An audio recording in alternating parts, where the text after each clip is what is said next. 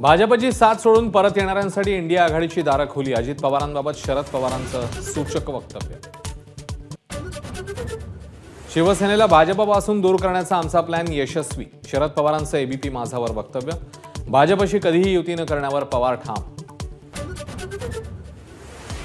सपाचे प्रदेशाध्यक्ष अबू आझमी राष्ट्रवादीत प्रवेश करण्याची शक्यता.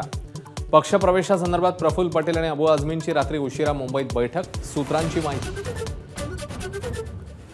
आपण सुरतला जात असताना उद्धव ठाकरेंनी भाजप नेत्यांना फोन करून सत्ता स्थापनेची ऑफर दिली होती. इंग्रजी वृत्तपत्राला दिलेल्या मुलाखतीमध्ये मुख्यमंत्री एकनाथ शिंदेंचा मोठा दावा. केंद्र सरकारच शिंदेंना अटक करणार होतं. शिंदे कुठे कुठे जाऊन रडले हे त्यांनी सांगावं. शिंदेंच्या दाव्यावरून संजय राऊतांचा टोला.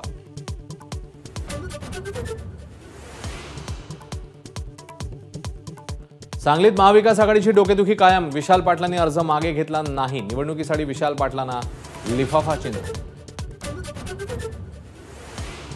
गेल्या निवडणुकीत नवनीत राणांना पाठिंबा दिलाही माझी चूक होती. अमरावतीच्या सभेत शरद पवारांचं वक्तव्य. तर पवारांच्या मनात भाजप मात्र ओठावर विरोध.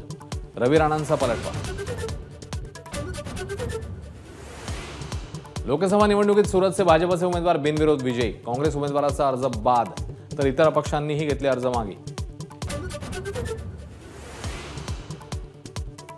नवी दिल्लीमध्ये राष्ट्रपतींच्या हस्ते पद्म पुरस्कारांचं वितरण. माजी उपराष्ट्रपती व्यंकय्या नायडूंचा पद्मविभूषण पुरस्काराने गौरव. तर राम नाईक, उषा उत्थप यांचाही पद्मभूषणने सन्मान.